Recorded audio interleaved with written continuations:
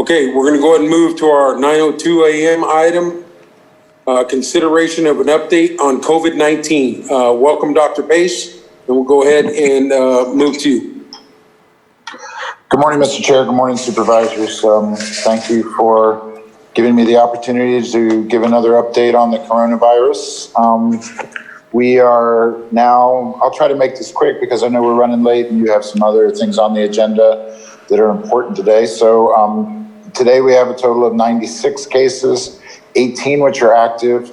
And unfortunately, we had one person pass away last week, the first death in Lake County related to COVID. We now have a total of 4 people in the hospital. 3 of those are in the local hospital. 1 has been transferred out of the area to a higher level of care. So 3 of the hospital beds in the county are COVID related. None of those people are on ventilators at this point. We had a cluster of cases in the farm worker community that seems to be not spreading real rapidly at this point. Most of those people have started coming off of isolation and are not contagious now. We're still investigating some of the cluster and checking out some people, but this seems to be subsiding some. There are multiple other cases in the community. Some of those we've been able to trace back to known cases from out of the county or from other areas, but we've not been able to do that to all of them. And there's been some kind of concerning situations where there's been a couple of healthcare workers that have tested positive, or people in,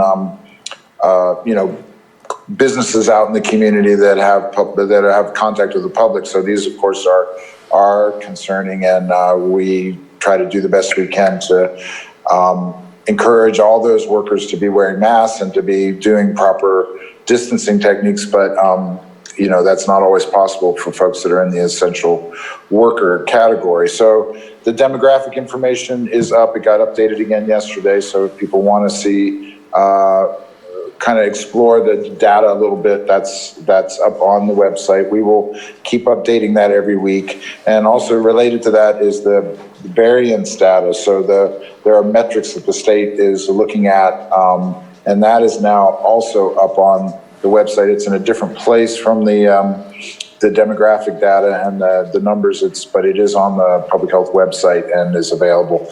That will also be updated weekly. So, the situation regionally and statewide is not good. The number of cases is going up quite a bit. In California, overall, there are now 6,400 people that have died from the COVID. There were 84 new deaths yesterday in the state of California. And, we're just seeing a marked increase around the state. Sonoma County is seeing quite a bit of activity. They had over 100 new cases over the weekend, and I think they had the 12th person pass away. And they're definitely seeing a significant upsurge, as is Napa, and Mendocino County is in a pretty similar situation as we are. So, there's a lot of interest in how to try to divert this, how to try to redirect it and get back to where we were before with a lower incidence. The counties that are having the most trouble around the state, and there's 22 of them now that have put on the watch list, and they are they need to put more restrictions back on. So they're having to start adding the restrictions back on, which are closing down bars, limiting, stopping indoor dining at restaurants, closing down wine tasting, closing down brew pubs, and also limiting indoor worship services. It seems like what we're seeing on the data is that a lot of these cases seem to be being spread with indoor activities, large groups, people coming from other areas. That's what the suspicion is. That's what we're seeing a little bit in our data, although we don't have a whole lot to work with. But statewide, nationwide, that seems to be where most of the concern is these gatherings indoors where people are having trouble separating and they're not wearing masks as well. And so the focus is to try to limit these things now. And unfortunately, when we do limit it, there's still a lag time of 2 to 4 weeks before we see the the significant improvement from that. So we'll go on to, I guess the other part, just to say quickly around that, is our focus now in the county is pretty much the same. We're trying to identify cases quickly and do the contact tracing and isolate folks so that they don't spread it to the well people. We're also trying to do these community-wide measures of getting the testing as available as possible out there, and having people wear masks and do the social distancing as best they can.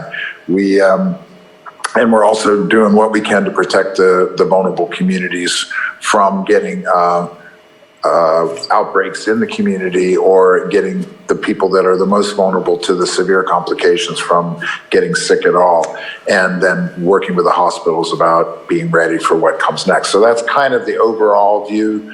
That hasn't really changed that much yet, but we shift the focus a little bit depending on what we're seeing. The testing sites now are statewide and locally. They're getting pretty swamped. We have a 3 or 4 day backlog for people to be able to get appointments at our Verily test site, and then once the sample is sent to the lab, the labs are somewhere between 4 to 7 days before we can get the results back. So it's a problem. It's a problem statewide. So the state seems to be trying to work on it, but I don't know that there's a whole lot of control we have over that. We did lose access now to the Sonoma County Public Health Lab. I think what's happening there is their local needs are such that they're getting overwhelmed, so they're just trying to cut back and focus on their own county. So we're trying to work with the state lab. Unfortunately, the state lab is only working for specific circumstances of big outbreaks in nursing homes and other places. And so we're having to redirect now down to UCSF. So there's just these ongoing issues as the outbreak, as the pandemic continues to spread, and as things are increasing in the state, the resources that had been set up are starting to get stretched thin, but we are still managing in the county reasonably well. In terms of the housing situation with the homeless folks, that because of the board working with that, we've been able to extend that now through the month of July, and then we'll see where things go after that. We have an RFP out. We're trying to get a nonprofit organization to help manage that, and so we're still working with that. Contact tracing, our staff is working hard to try to continue to do the contact tracing. We've been able to keep up, but it's stretching us pretty thin. We are in the process of accessing the state system, but they've been having some problems at the state level, and we're still working that out. Hopefully by next week we'll have positive news. Supposedly we're supposed to have 5 people that we're going to start today through the state system, so they'll probably require some training. So we'll see how that goes. The one thing to say about the contact tracing is when we do find that somebody's been an essential worker at some business where they have contact with the public, partly what we're trying to do is talk with the business about letting the public know that there was a period of time where they may have had contact with an employee. Usually the way the science is showing is usually people need to be in close contact within 6 feet for 20 minutes or so before there's significant concern about transmission. And if people are wearing masks, the chance of transmission cuts probably by half or so. We don't know exactly how much, but it's significant. And we're definitely seeing that in our investigations. The people that are wearing masks, the contacts tend to not turn positive. The people that aren't wearing masks, often they are turning positive. So, but we are encouraging the businesses to be transparent with the public, so that I think it's really a reassurance to the public if a business is admitting that there has been an employee that tested positive. Then people can be confident that the businesses are looking out for them and kind of taking proper precautions to keep people safe. If the public feels like the businesses aren't going to tell that, or if the public starts saying like, oh, such and such a business is had a positive case, we need to stay away from there. Actually, those are probably the places that are safer because they're being transparent and letting people know the virus is out in the community. We're going to be seeing more of these kind of situations. The essential workers, the people that are in contact with the public, are going to be the ones turning positive. I think, as a person that is out in the public myself, the places that are using masks and that are taking the proper precautions and that are letting people know if one of their employees turns positive, it's much more reassuring to go there than the places where that's not the situation. So just to talk a little bit about the reopening status and just how we're doing with all that, there are these variance metrics. As I mentioned before, we are starting to post where we are at that on the state scorecard. We are not on the monitoring list at this point. One of the measures, which has been the number of cases in the last 2 weeks, we do bump above, we're kind of right at the line for that. We're trying to talk with the state team that's monitoring this list and to talk with them about just our specific situation and what we need to think about. We're trying to set up an appointment with them as soon as we can, because things are worsening all around. We are doing pretty well in terms of the hospital space and in terms of the clinical needs. I think we're okay. Partly what we're seeing is as this outbreak in the farm worker community seems to subside, it seems that for the most part, things are looking pretty good there, then our numbers will come down to a more manageable level. There are definitely multiple other cases that are popping up, but as we're able to get in there and talk with them and try to contain it, we are hoping that we're able to kind of keep things under control. We've definitely had some concerning people turn positive in some of the healthcare facilities and things like that, but so far, all those facilities have been able to get on top of it and contain it quickly. But, the more these kind of little fires pop up, one of them is probably going to catch, and hopefully we're able to get it fairly quickly. So at this point, I think we're doing pretty well, but we're definitely in a much more concerning phase, and the risks are greater.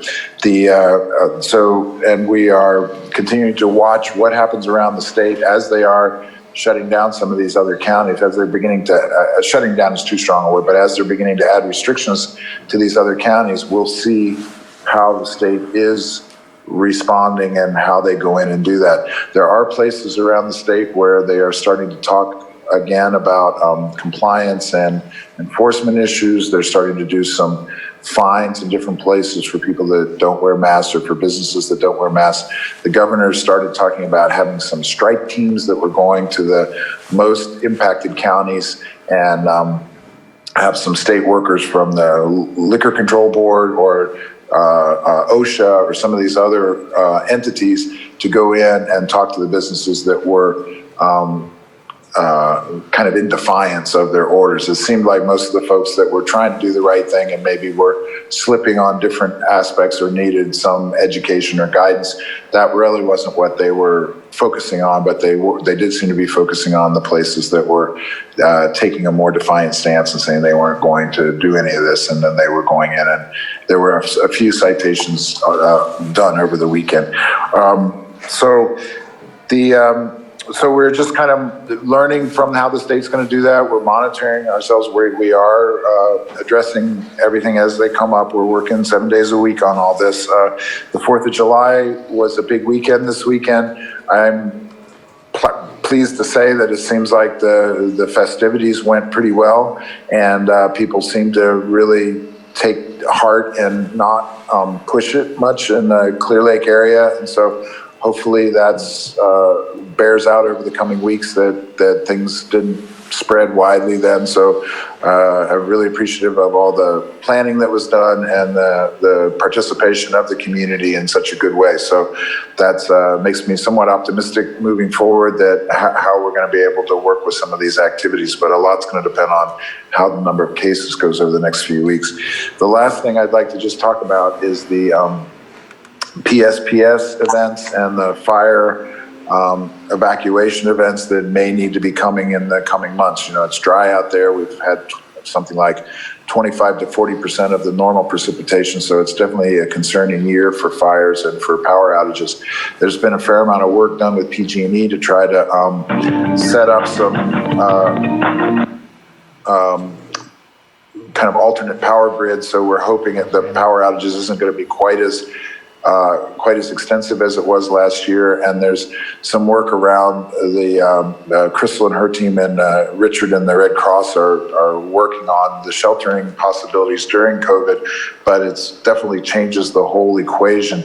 Part of the messaging we want to give out is that people really should have plans on what to do, and if we get in some of these situations of evacuation and everything, where probably going into a large shelter with a lot of people packed inside is not a good idea this year. If we can help it, we're trying to get some other sites to spread it out more. We're trying to set it up so that people can maybe work with staying outside some, and but it's also probably a good idea to have other options if you can to go out of the area or to stay with people outside. So, I think there is work going on with this. There's a lot of discussion about it. We're aware that we're getting close to the season and it's going to just have to be different this year. So I think that's it for now. Thank you very much.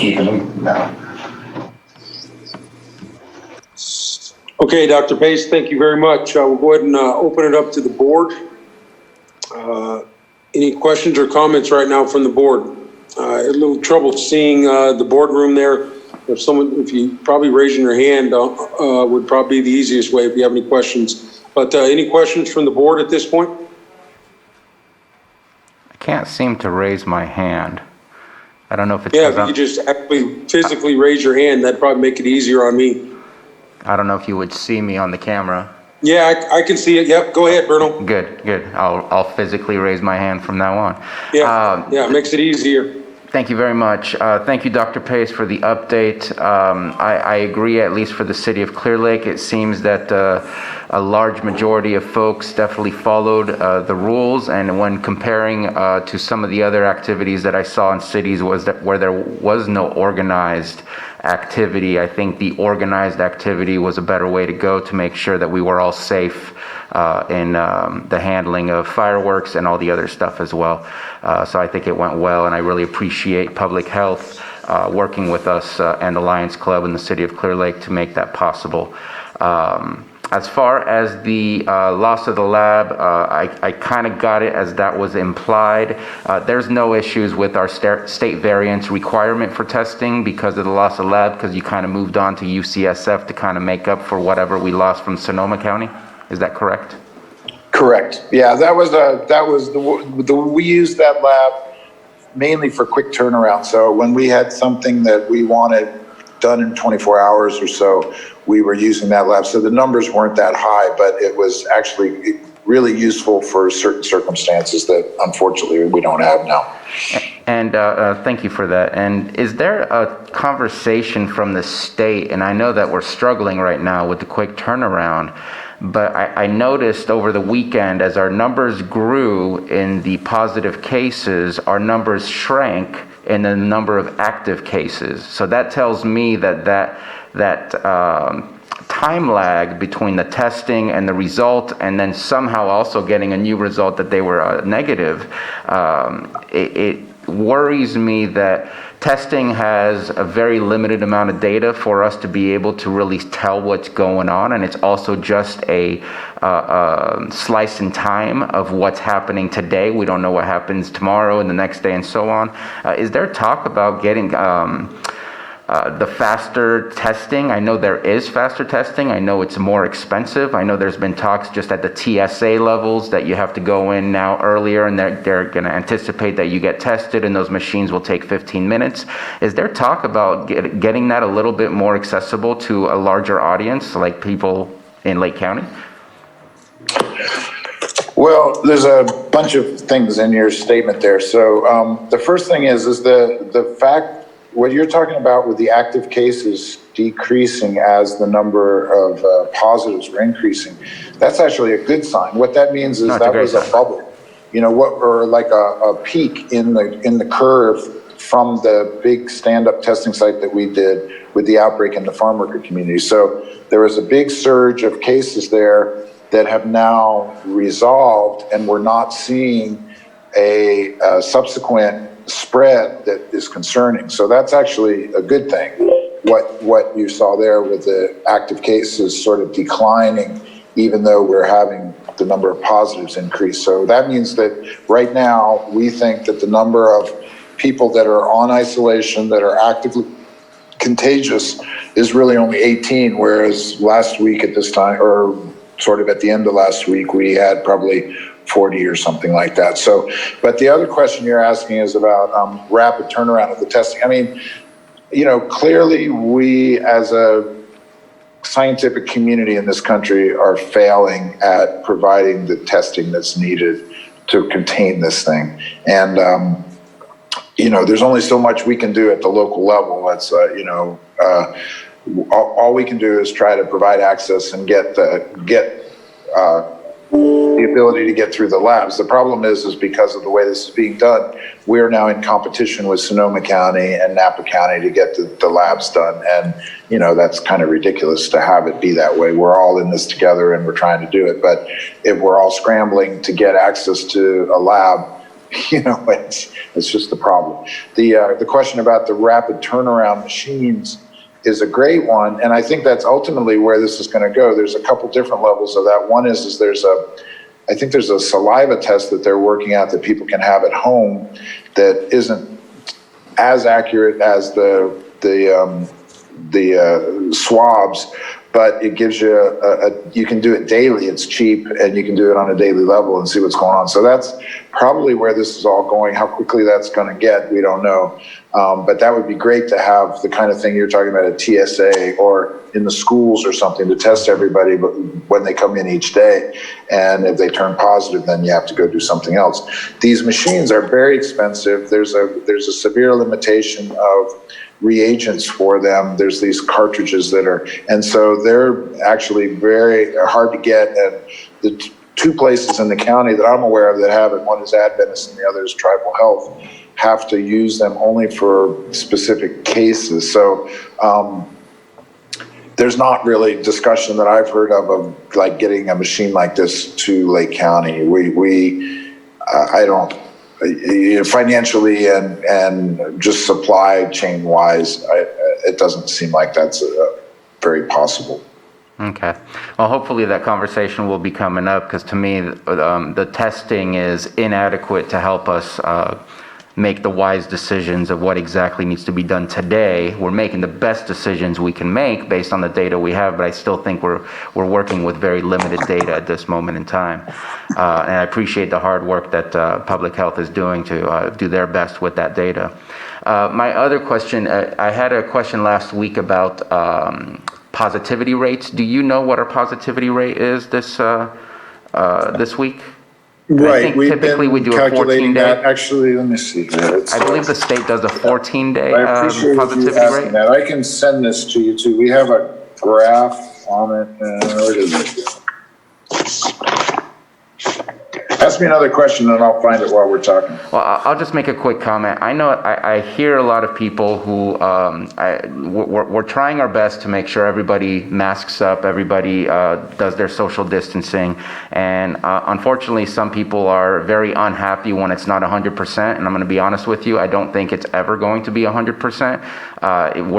We can do our best, and I think that's as far as we can do. But a lot of people are choosing to go to other counties to go shopping because they don't feel that it's safe here. And I want to say, look at the positivity rates of our surrounding counties.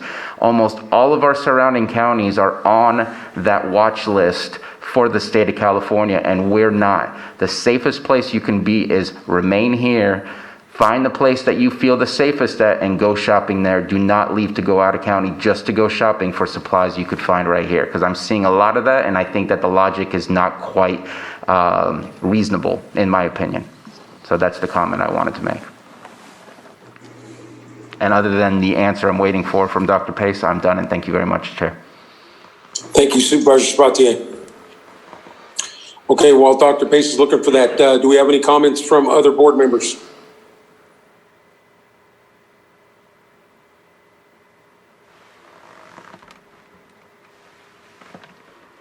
Okay, seeing no hands up or comments, I'll go ahead and, Dr. Pace, obviously, thank you very much for all the reports. Obviously, it's a very quick-moving situation, and just want to thank you and all of our health teams, our providers, everybody, Supervisors Mting, all of our volunteers for doing what we need to do. I know the testing is ramping up. You guys are doing a good job of handling that at this point. And so I just want to say thank you for everyone. I do want to say thank you to all of our the board members and other things. Our community is sending in the complaints that we get. We're going out and talking to business owners. I do want to say that a majority of the business owners, when the complaints do come in, are trying to do the right things. They're doing the best of their ability. We still do have a few that are kind of bucking up against the system here, but I think the messaging always can be, I think the best thing we can do is the masking. Please mask. Like I've said from the beginning, the masking issue is going to be, I think, one of the keys that helps us stay open longer.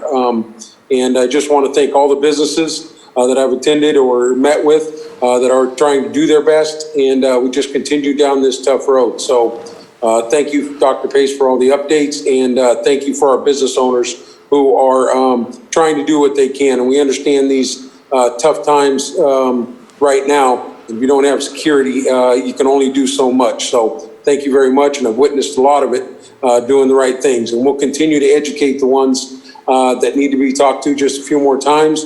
But ultimately, remembering we're all in this together, like Dr. Pace said, attempting to just keep our community open and as safe as possible. I think, and that's pretty much my comments for today. Seeing any more comments, I'll ask one more time if any board members have any comments for Dr. Pace. If not, I'm going to go ahead and open it up to the public. Okay, seeing no hands up or anything else, we're going to go ahead and open it up to the public for public input. And right off the bat, I see I have a hand up on the screen here. So Jake, if it's okay, I'm going to start with Terry Logston, I think is who has her hand up. All right.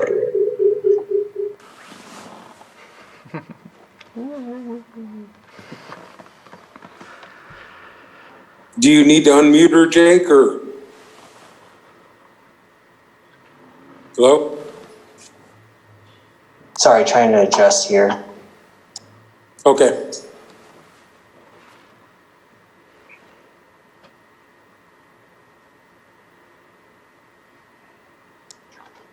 Can I, maybe I can jump in? I did find the data. Go ahead, Dr. Pace. Positivity rate. So basically the state uses a cutoff of 8% as if you're above 8% positivity, that's concerning. If you're below 8%, that's reasonable in their stake. Part of what we're looking at is the reason we're interested in positivity rate is the question is are we getting more cases because we're testing more, or are we getting more cases because there's more people in the community that are getting infected? Because if you're testing more and you're getting more cases, the positivity rate will decline. If you're not testing enough and there's an increase in the cases, you're going to see a rise in the positivity rate. So an 8% is where above that is considered somewhat concerning. And in some of the places, around the country where they're getting a lot of infections, the positivity rates in the 20% range or higher.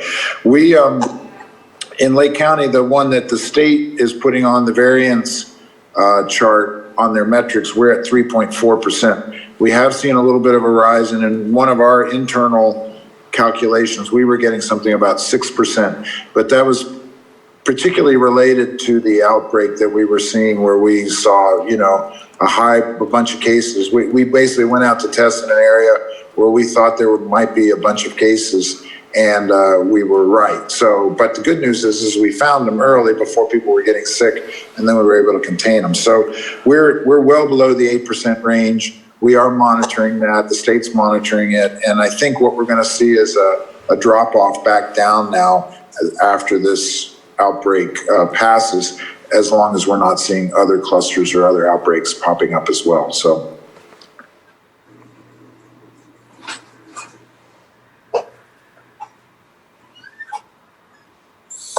Okay, Dr. Pace, thank you very much.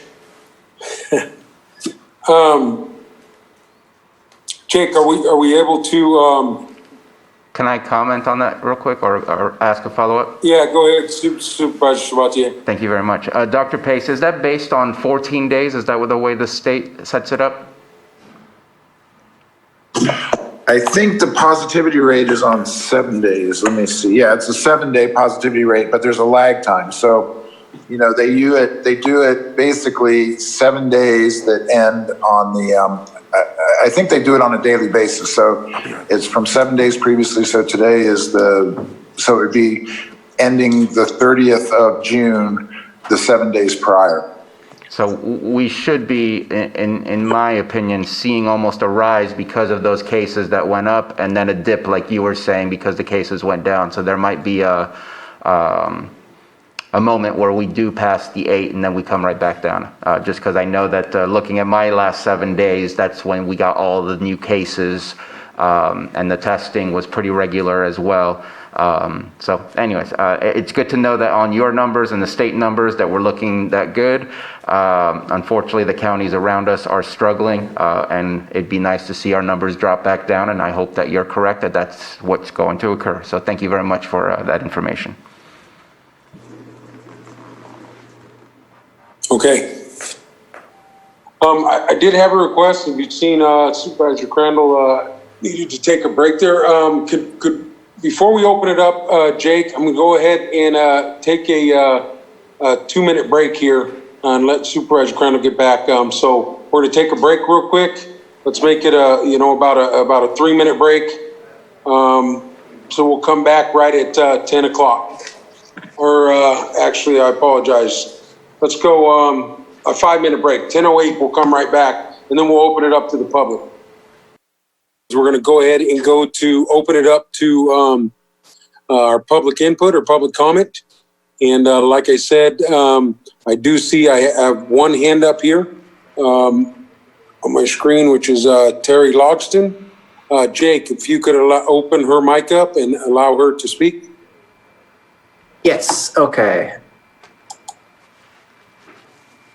Terry, you should be able to unmute. Will you confirm by stating your first and last name for me? Thank you. This is Terry Logston. Great, thank you. We can hear you. All right. Thanks, Jake. Thanks, Chairman Simon and Dr. Pace again for your update. My question, I have a few questions actually that are regarding the new formatting on the hub. And I'm wondering if this would be the place to ask, or should I send an email to the MOAC?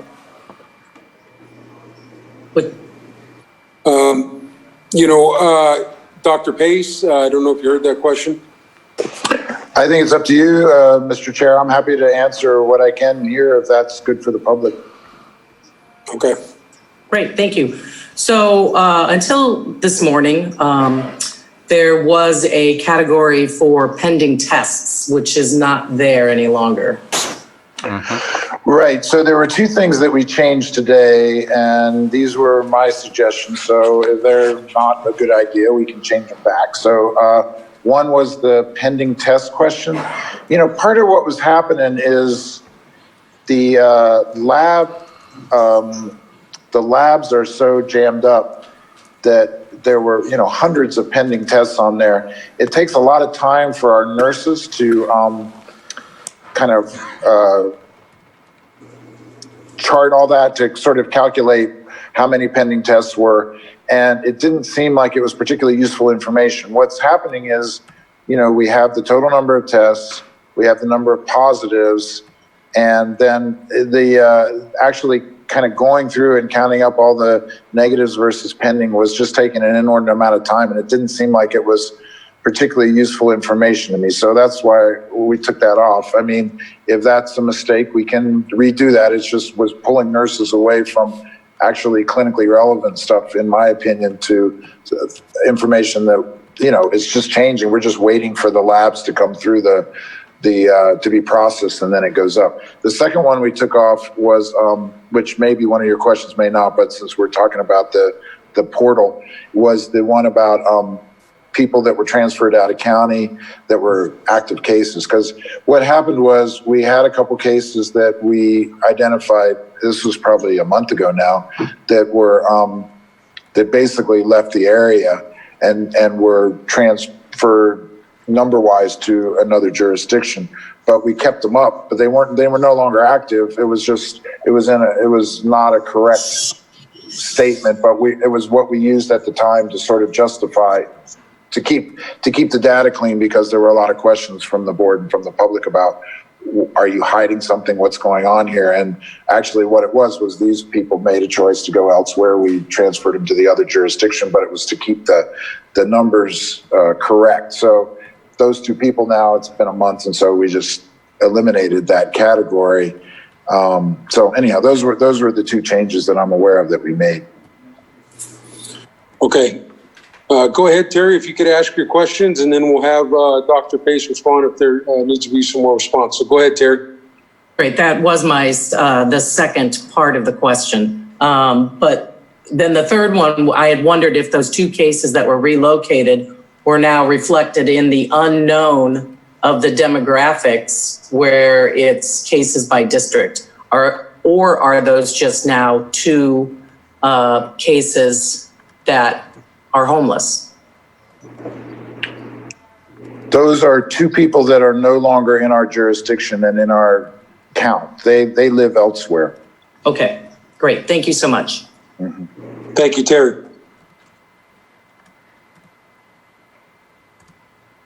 Okay, that was the only hand that I saw up at this point. If you'd like to question, I know if you can raise your hand in Zoom, there is a opportunity to do that. If not, Jake, we'll go ahead and open up the room. Okay, yeah, I don't see any more hands raised. I just parsed through the list. So I will unmute the floor here. Okay. All right, the floor is unmuted. If you would like to make a comment, please state your first and last name.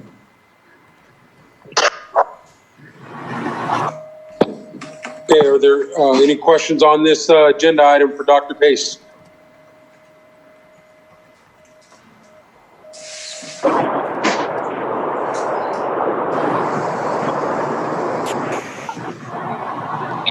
Okay, hearing none, we'll go ahead and bring it back to the board. Jake, thank you very much. All right.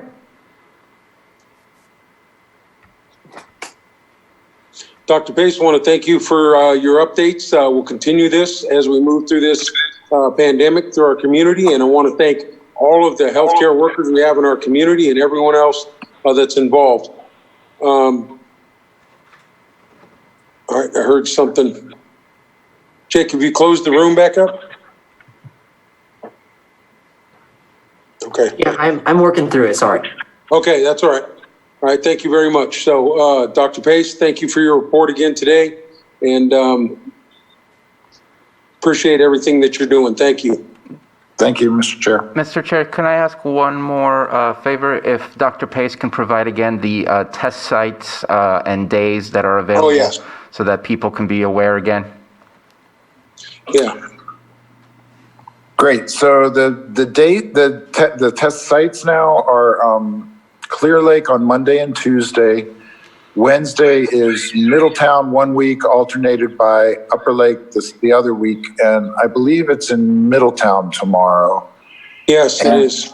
Okay, great. And then Thursday and Friday, it's in Lakeport. And the hours, we've moved the hours around a little bit because it's gotten so hot. We made it earlier, and then we were realizing we were having trouble where we were having trouble having enough appointments. So now it's 8 to 12 every day. So we've expanded it a little bit but we're trying not to go too late in the afternoon because it's been so darn hot. Perfect. Okay. Thank you so much. And I do want to apologize. I know Chair Simon said that I volunteered the test site. I do, but this last Monday, I failed to do so. It was my daughter's birthday, so I apologize to the folks at the test site. But I will be back next Monday to help out because I think it's important for our community to make sure we keep this going. Absolutely. Thank you, Supervisor Sabatier. And also, we did talk about a little bit early, get in there. If you're going to look for a test, please try and get in early, a little bit earlier than folks have been doing it lately. So please, a couple, 2-3 days ahead, I think is just a suggestion. because the appointments are filling up quicker than they have in the past. So I just want to make that announcement. And also, Dr. Pace, there is a number that they can call too if they're having some trouble online. Could you give us that number? I believe it's 263-8174. Let me check Yep, again. that is it. I just wanted to make sure that we got that out to the public one more time. Chair Okay. Simon, I had one more question, one more comment. Okay, go ahead, I had Supervisor. assisted someone this last week, and they had decided to take a test, or actually, they could have taken a test earlier. They just didn't. They weren't. I'm not sure what happened, but we helped the gentleman get a test over. I think it was Friday or Saturday. But he had to go to the emergency room. So if you didn't plan to take a test and you're having symptoms, severe symptoms of something, please go to either Sutter or Adventist Health and get a test if you have symptoms, because they'll take you and give you one there. If you can't get your test done because you don't have computers or anything like that to register for Verily, please call the Mohawk. You can call them, and that's the way you can get in. Or if you're in my district, call me and I'll help facilitate that like I did for this other gentleman. That way we can get you tested and get that taken care of. So. Thank you. And, just to emphasize, it's a really important point that if somebody's sick, please go get seen. This is a nasty disease, and, we want people to not stay home and ride it out, because that doesn't always have a good outcome. So if you're ill, please contact your medical provider or go in and get seen if you need to be seen, because it can be bad. Yes, thank you. Thank you for that, making that last statement there. And I know before we close today, we did have our first fatality, and my condolences go out to the family and friends of that individual. So, and I know the rest of the board feels the same way. So as we move through this, please be diligent and do not, like Dr. Pace said, go get seen if you think you have symptoms. So thank you, everyone. All right. Thank you very much, Dr. Pace.